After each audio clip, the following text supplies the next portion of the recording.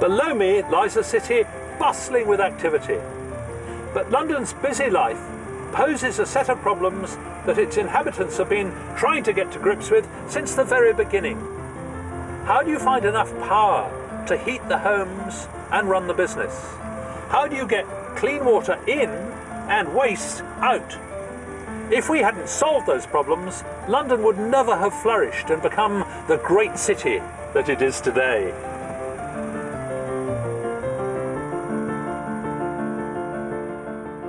The Romans got most of their water from wells, and obviously they got a bit bored of pulling it up on buckets on strings, and so they built a machine to do it for them. And this is the Museum of London's reconstruction of a Roman water lifting machine. Now, in Roman times, they would have had slaves or animals to push this thing round, and I guess I'm one or the other, and it's quite hard work. But you'll see I'm turning this capstan, and that's turning a cog there, and that's turning another cog over my head, which is turning the shaft, and that's lifting these buckets on the left-hand side. They're oak buckets and iron pins and an iron chain. It's very remarkable because each bucket holds about 7 litres of water, and the well was about 5 metres deep. And this single system was enough to provide water for about 8,000 people every day. You can see I'm pumping quite a lot of water up over the top, and at the moment it's just running back down into the tank underneath. What's very cunning is that because the buckets are held on with pins, they could just take one of the pins out and put in an extra bucket, or take one out. In other words, lengthen or shorten the chain, which was important because if the water level in the well was low, they'd have to go down further to get it. And if the water level rose, they didn't want the buckets going too low into the water because they then begin to oscillate and it didn't work properly. Very important, they just skimmed the surface. And just look at that enormous amount of water that I'm lifting up. As well as building remarkable pieces of machinery like this, the Romans were also the first to use pipes to channel water to where it was needed. After the fall of the Roman Empire, the Brits stopped using pipes for their water. They relied on springs and streams and the river, of course. But by the beginning of the 13th century, the population was growing and they needed a better supply. In 1237, they built the Great Conduit, a system of pipes that brought water from the Tyburn stream 2 miles to the west of the city. Lead pipes took the water downhill via the Strand, across the Fleet River and along Cheapside to the Conduit House, where the water would be collected. In 1994, while BT were digging a service shaft, they found a medieval chamber that would have been directly below the Conduit House. I was invited down to take a look. Wow, that was quite a tight fit, but I'm now down here in this chamber. The beeping that's going on is telling us that we've still got some air to breathe, for which I'm very grateful. And this is Mark Birch, who's a senior archaeologist at the Museum of London. You actually dug this out, did you? I did, yes. Yes. In summer of 1994. Right, and we're not, what, about 10 feet down below street level? About 3 metres down from street level. Right, so it must have been quite a flow of water if it was going to fill a chamber like this. Yes, it was gravity fed all the way, right, but it was coming down the slope all the way. And did people sort of meet there for, chats and stuff? Oh, definitely. I mean, the Great Conduit, as this became known later in its life, was recorded as being somewhere where people would meet. It was in the Market Square area of Cheapside, and people would congregate here. To supplement the supply they would have had from their wells, they would have come down here with jugs and pitchers and taken the water they needed for their daily use. Oh, terrific. And so how long do you think this was in use? Well, we know from records it was in use certainly up to the Great Fire in 1666. Right, so that's 400 years. It must have been, yes. And it's fabulous construction, isn't it? I mean, it's in very good nick. It could do with a bit of repointing, couldn't it? But frankly, and that's just lime mortar holding it together, is it? Yes, it's a lime mortar with plenty of aggregate in it. It's almost a concrete, bonding the green sandstone, bits of flint and tile. Yeah, are those Roman tiles? It looks awfully like yes, they actually are Roman tiles, but they would have found those lying around. Yes. In London. That's so characteristic, aren't they? These thin tiles. Yes. More and more conduits were built, bringing fresh water into London. But the River Thames was still the main source, despite being rather less than pure. The process of slow sand filtering was first used by the Chelsea Water Company in 1829. They wanted to take water from the river, the Thames, and they realised it looked a bit like that, and clearly that's not fit to drink. So they developed a really simple system.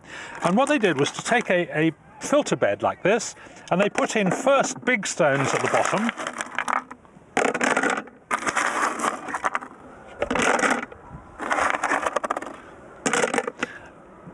Next, they put gravel on top of the big stones.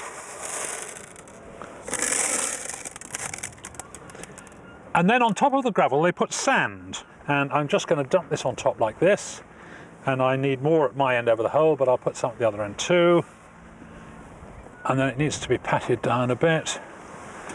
And so we've got 3 layers, and the water will go first through the sand, and then through the gravel, and then through the big stones. And the idea is that the sand should take out at least of the big lumpy stuff on top. So I have a clean glass, which I'm going to put underneath. And the theory is that when I pour in this foul water with all that gunk in it, it should come out crystal clear and ready to drink.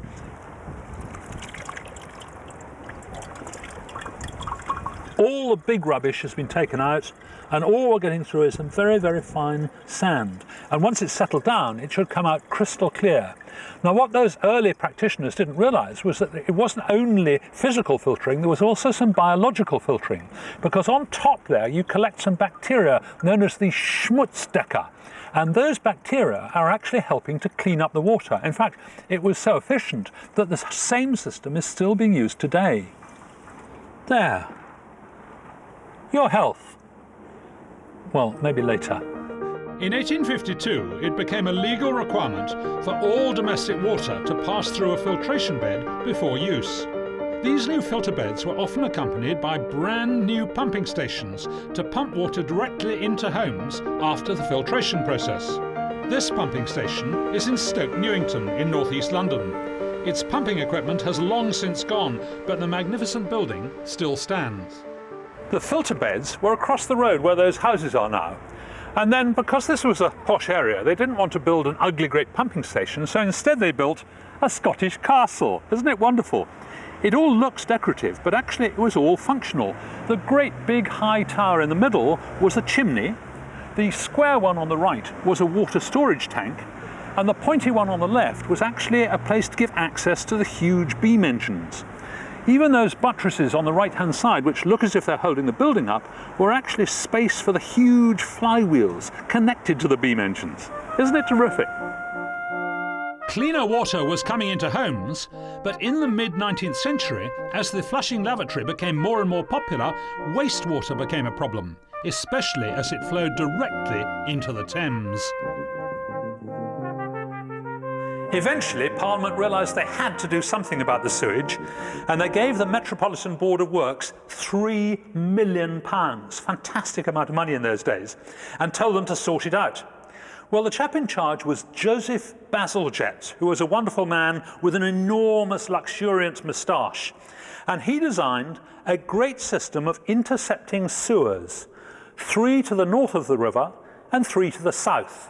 And they all flowed from west to east, and they came together at Abbey Mills in the north and at Crossness in the south, which is where we are today. It was a vast undertaking, the biggest engineering project anywhere in the world at the time. Well, by the time the sewage came here, and it came all the way by gravity, just trickling downhill, it was way underground. And what they needed was to get it high enough that they could discharge it into the river at high tide, so it would be swept out by the outgoing tide. So here they built this great building with 4 huge beam engines to pump that sewage up. And one of those beam engines has been restored, and it's running today. It's now the largest surviving rotative beam engine in the world. The steam flows through the cylinders, and the piston rods drive one end of a 42-foot-long beam. The other end turns the 28-foot diameter, 50-ton flywheel. Plungers attached to the middle of the beams could pump up to 17 million gallons of sewage every day to Crossness's subterranean reservoir. From there, it flowed out to sea on the tide. This building was opened on the 4th of April 1865 by the Prince of Wales. But it wasn't just the Prince of Wales. There were 2 other princes, a duke, 2 archbishops, and the Lord Mayor of London. They were fantastically proud of this building, and once they'd started the engines, they went outside and had an enormous lunch. Which reminds me, it's about that sort of time now. Anyway, this was the biggest engineering project in the world, and 90 or even 95% of it was underground. Poor old Bazalgette, he'll never be famous like Christopher Wren. When he did come above ground, he made the most of it. And here he's built an absolute cathedral in cast iron. Look at this, hollow pillars. And then up above, terrific tops with leaves and fruit and goodness knows what. It's like a cathedral, it really is. And this place is only for pumping sewage. And then look at these terrific screens. You know, leaves and flowers and intertwined curly bits, and everywhere the symbol, the logo, if you like, of the Metropolitan Board of Works. This is a true monument to excrement. Before 1800, people used to light their homes using candles like this one here, or oil lamps like that one up there. And both these things work on the same principle, using a wick. One of the interesting things about the candle is that the solid wax won't burn. The only thing that burns is wax vapour. Let me show you. Can you see the flame jump? It'll jump back down to the wick from the taper. Because when you blow it out, what comes off is not smoke, but wax vapour. And the heat from the flame is melting the wax, turning it into liquid. The liquid goes soaking up the wick by capillary action, and when it gets hot, it turns into vapour, and that's what burns. And the same happens with the oil lamp. There's oil in the reservoir, it soaks up the wick, and it burns at the top. Now, both of these things are quite complicated. You have to go out and buy your candles, you have to go out and buy your oil, you have to scrape up the remains of the candle wax that drips off the side, and so on and so forth. So when gas began to be piped into people's homes, they were absolutely delighted.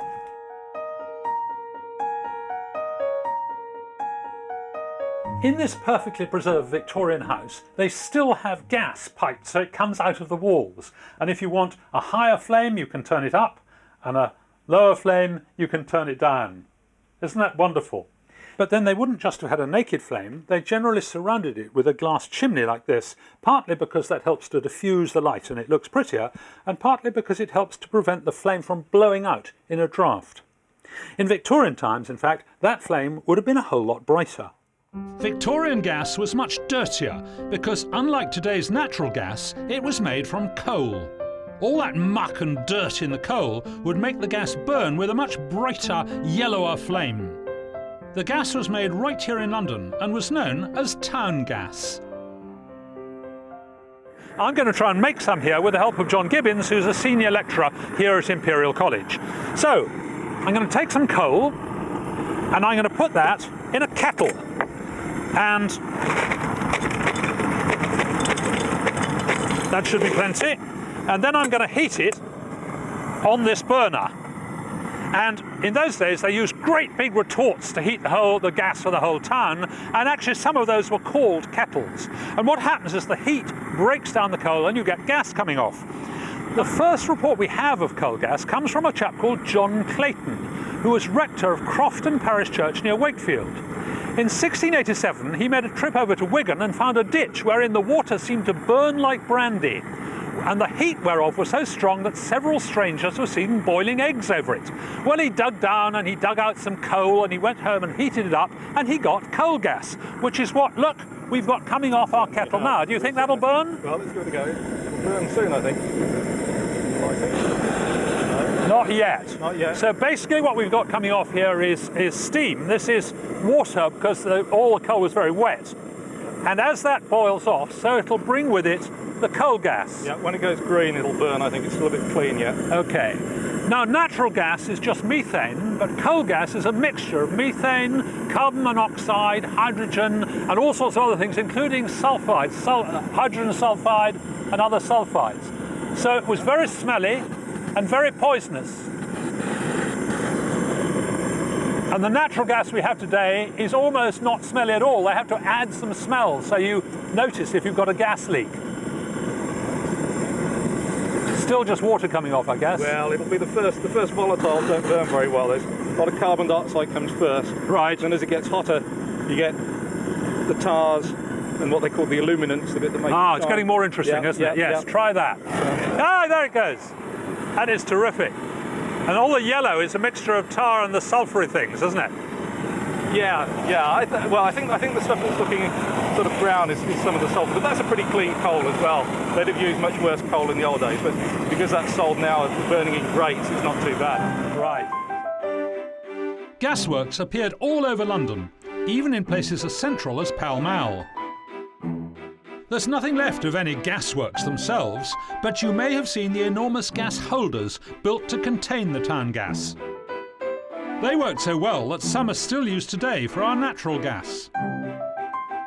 The gas holders are made up of a number of huge metal tubes that slide up into themselves like a telescope. When gas is pumped in, the container will rise. If more gas is being used than is coming in, the holder will gradually fall. Throughout the beginning of the 19th century, gas became more and more popular and lit more and more of London's streets and homes. But then it began to run into competition thanks to an invention by this chap, Michael Faraday. Michael Faraday was born in 1791 in Newington Butts at the Elephant and Castle. The son of a blacksmith, he wasn't a wealthy man, and he had to educate himself. Faraday won a position at the Royal Institution and carried out chemistry experiments, but became famous for his work in the fields of electromagnetism and electrochemistry. Batteries had been around since 1799, but in 1831 Faraday created a mechanical means of generating electricity that would change the world forever. What Faraday did was invent an electrical generator. And I've got a mock-up of his experiment here. What I've done is to wind copper wire around this tube. You see, it's a hollow tube I can stick my finger in, and I've wound about 100 turns of copper wire around it, and they come together and are connected to this tiny little LED here.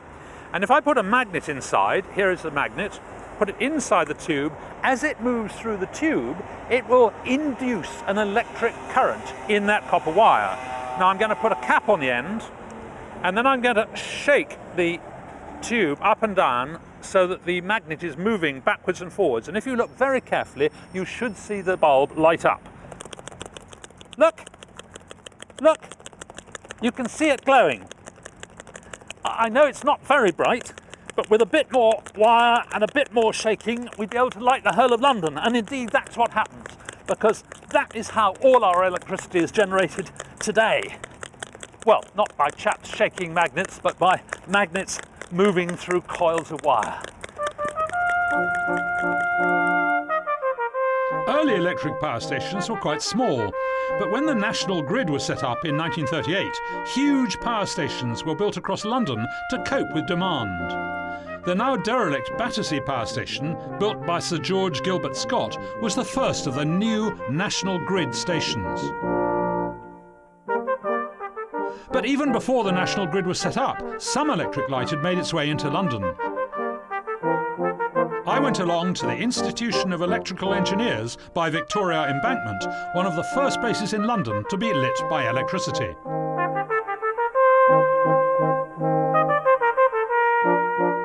In the early 1800s, the only practical way of turning electricity into light was the carbon arc. And I'm going to make one here. Now, I know it's very bright, and so I'm going to put on these rather cool shades. I've got two carbon rods here, one here, and they're connected to an electrical supply. And if I touch them together, I'll get a short circuit, but then I'm going to take them just a few millimeters apart. Just watch what happens. You get this amazing arc, which is just electricity jumping across that gap from one rod to the other. Now, the real problem with this is that it's much too bright to use in the home. It would just dazzle everybody.